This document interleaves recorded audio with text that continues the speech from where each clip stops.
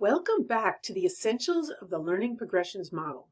Elise Naramore here to help you build some more learning progressions. You spent the past 2 modules creating and refining one learning progression. Are you happy with the draft that you created? If you are not, you have a few choices. Read-watch and work through modules 6 and 7 in order to redo or refine the learning progression that you developed. Reach out to a colleague or a mentor who can help you.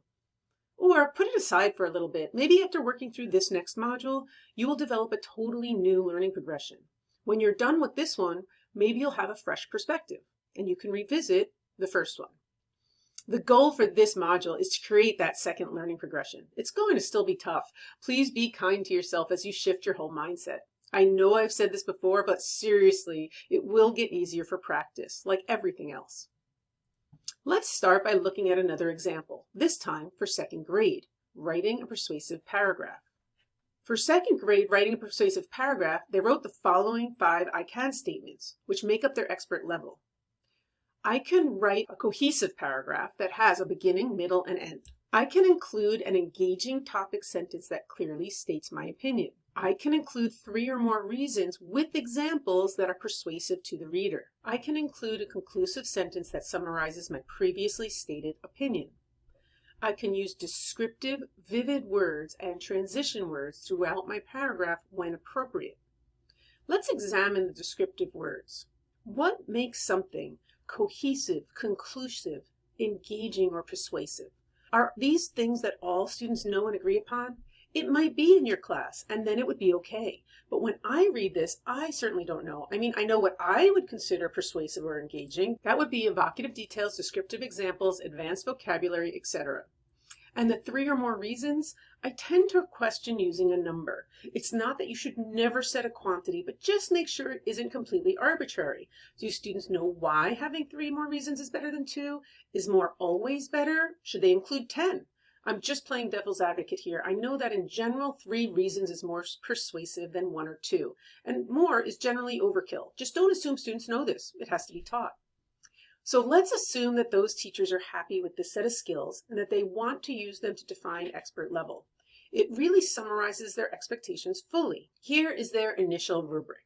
Let's go through it thoroughly. Beginning says, I can write an outline of the paragraph. I can write a topic sentence, and I can include some words and phrases that are my supporting reasons.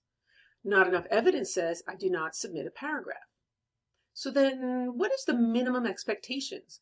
It seems that they want students to write a paragraph that at least has a topic sentence and some reasons. That seems to be the definition of a paragraph, so that's reasonable. Therefore, not enough evidence means that there is no paragraph. But let's flesh that out a bit. No paragraph might mean that the student doesn't submit anything at all, but it might mean that the topic sentence is missing or that the support is missing. In other words, they simply have 1 sentence, which is not a paragraph. So let's say that. Then emphasize the paragraph requirements for beginning. In the developing level, we can omit the topic sentence since that had to be present for beginning.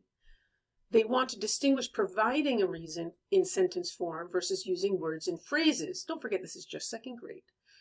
I can include a reason in sentence form that supports my topic sentence.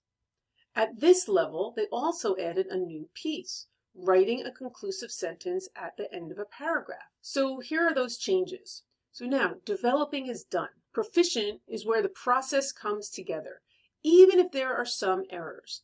These students are expected to write a paragraph that starts with a topic sentence that states opinion, include 2 or more reasons in sentence form that supports the topic sentence, be persuasive to the reader, write a conclusive sentence at the end of the paragraph, and use transition words like because and finally.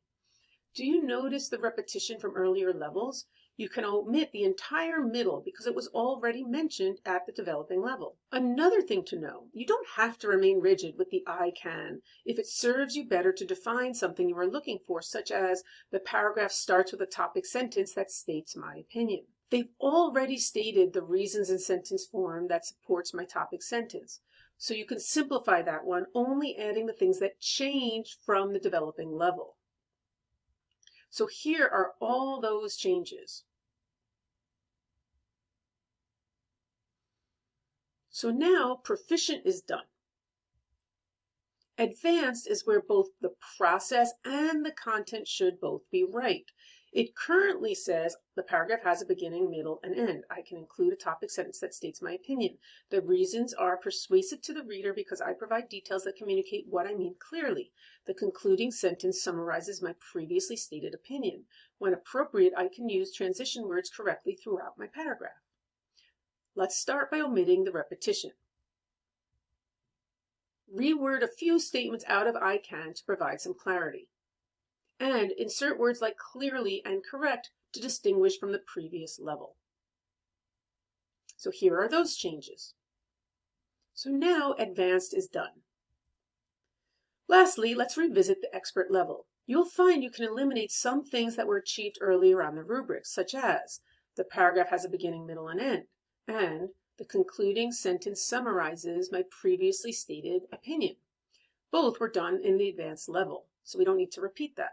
So you are left with, I can write a cohesive paragraph with an engaging topic sentence that clearly states my opinion. I can include 3 or more reasons with examples that are persuasive to the reader. And when appropriate, I choose and correctly use descriptive, vivid words and transition words throughout my paragraph. It can help to separate these out to view multiple statements in each level. I recently began doing this, and it greatly helped me to be more consistent. For example, this revised rubric shows a clear progression over 4 different subskills throughout this practice: the topic sentence, the support for the sentence, the conclusion, the use of transitional words. Notice that each level addresses only some of the subskills, but it's not necessary to address all 4 in every single level. This type of organization helps me to see the progression, making sure that it is logical and consistent.